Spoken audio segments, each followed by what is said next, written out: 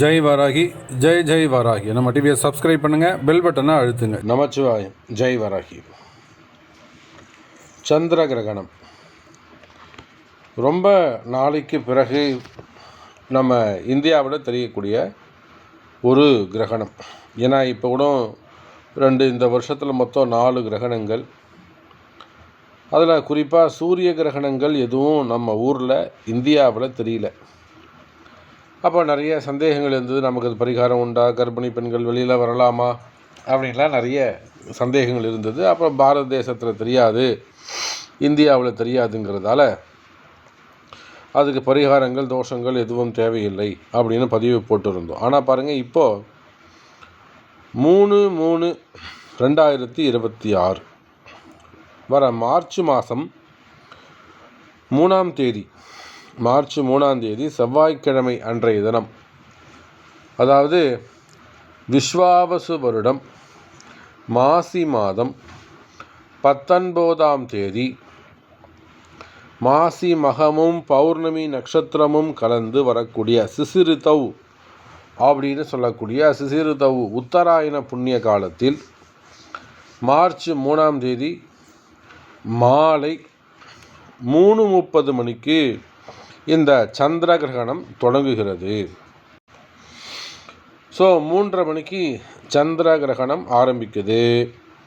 கிரகண ஆரம்பிக்கக்கூடிய நட்சத்திரம் பூரம் நட்சத்திரம். அன்றைக்கி காலம்பரை வரலும் மகம் இருக்குது. 10:30 மணிக்கு மேலே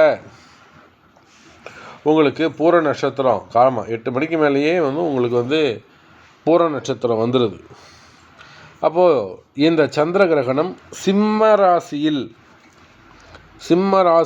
சந்திரன் சஞ்சரிக்கின்ற போது அந்த இடத்துல சூரியன் சமசப்தமமாக 180 டிகிரியிலே கும்பராசியில் இருந்து, அப்போ சூரியன் அங்கே எந்த நட்சத்திரத்தில் இருக்கிறாரு அப்படிங்கிறத நம்ம பார்க்கணும். இங்கே சந்திரன் சிம்ம ராசியில் பூர நட்சத்திரத்திலே சஞ்சாரம் செய்கிறார். அதே போல் கும்பராசியில் சூரியன் சதயம் நட்சத்திரத்தில் சஞ்சாரம் செய்கிறார். அங்கே ராகுவுடைய நட்சத்திரம். இந்த சந்திர கிரகணம் இந்தியா முழுவதும் சிறப்பான முறையிலே தெரியும். என்ன ஒன்றுனா, சூரியன் அஸ்தமனமானதுக்கு முன்பாகவே கிரகணம் தொடங்கி விடுகிறது. அதுதான் விஷயம். பொதுவாக ராத்திரி பொழுதில் சந்திர கிரகணம் நிகழ்ந்தால் ரொம்ப வெளிச்சமாக இருக்கும். அப்போ தான் சந்திரன் அழகாக வெளிச்சமாக தெரியும். ஆனால் அங்கே மேகமூட்டங்கள் மறைச்சிக்கும். ஆனால் இப்போ பாருங்கள், 3:30 மணிக்கு, சரியாக சாயந்தரம் 3:30 மணிக்கு, செவ்வாய்க்கிழமை 3:04 ராகு காலம். அந்த ராகு கால நேரத்தில் 3:30 மணிக்கு 3:30 சந்திர கிரகணம் தொடங்கப்படுகிறது. அப்போது சாயந்தரம் 3:30 மணி 3:20 ஆரம்பித்து சரியாக இரவு 7:10 மணிக்கு சந்திர கிரகணம் விமோசனம் முடிவடைகிறது. கிரகணம்னா தோஷம், கிரகணம்னா குற்றம். அப்போ குற்றகாலம் ஆரம்பித்து அதுக்கான விமோசன காலம் இரவு 7:10 மணி, 7 மணி 10 நிமிஷம். சரியா? மத்தியமமான நேரம், கரெக்டாக சென்டர் பாயிண்டில் சந்திரன் பிடிபடக்கூடியது. கிரகணத்துடைய சென்டர் பாயிண்ட் அப்படின்னு பார்த்தீங்கன்னாக்கா 5 மணி 40 நிமிஷம். ஸோ இந்த சந்திர கிரகணம் ரொம்ப ரொம்ப வலிமையானது. அதுவும் பௌர்ணமி அன்றைய தினத்தில் வந்திருக்குது. இப்போது இதில் என்னெல்லாம் செய்யணும், என்னெல்லாம் செய்யக்கூடாது.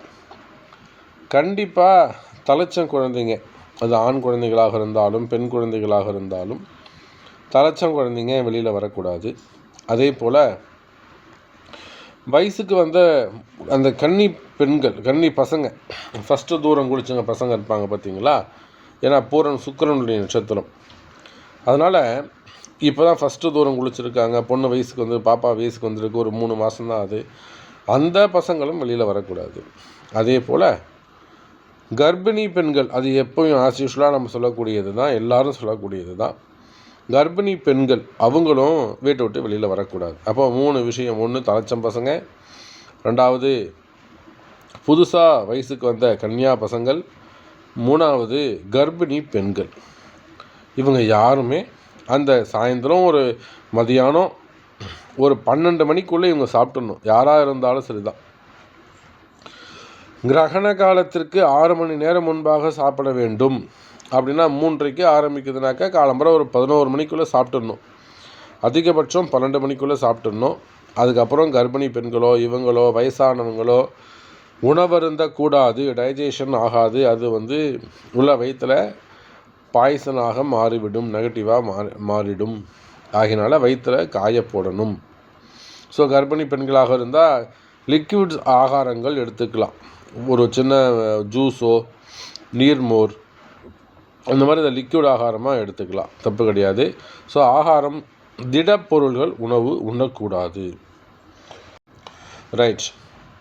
இப்போ எந்தெந்த நட்சத்திரங்கள் எல்லாம் பரிகாரம் செய்ய வேண்டும்?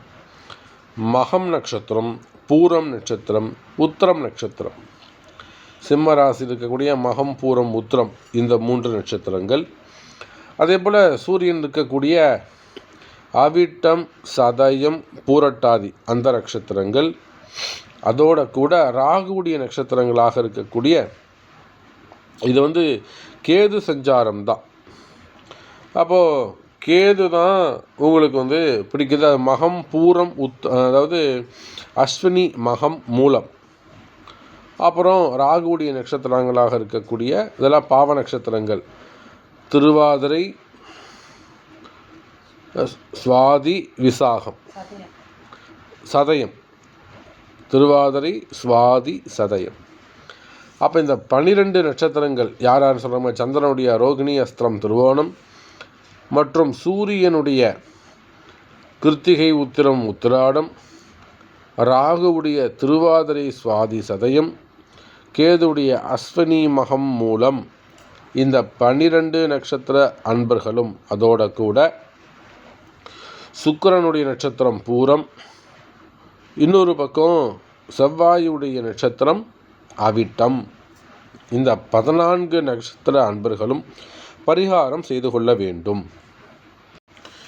என்ன பரிகாரம் பண்ணணும்? ஒன்றும் இல்லைங்க, நான் சொன்ன மாதிரி முன்னாடியே குளிச்சு விடணும். சப்போஸ் உங்கள் வீட்டில் இப்போ மருமக குளிக்காமல் இருக்காங்க, இல்லை உங்கள் ஒய்ஃபு குளிக்காமல் இருக்காங்க,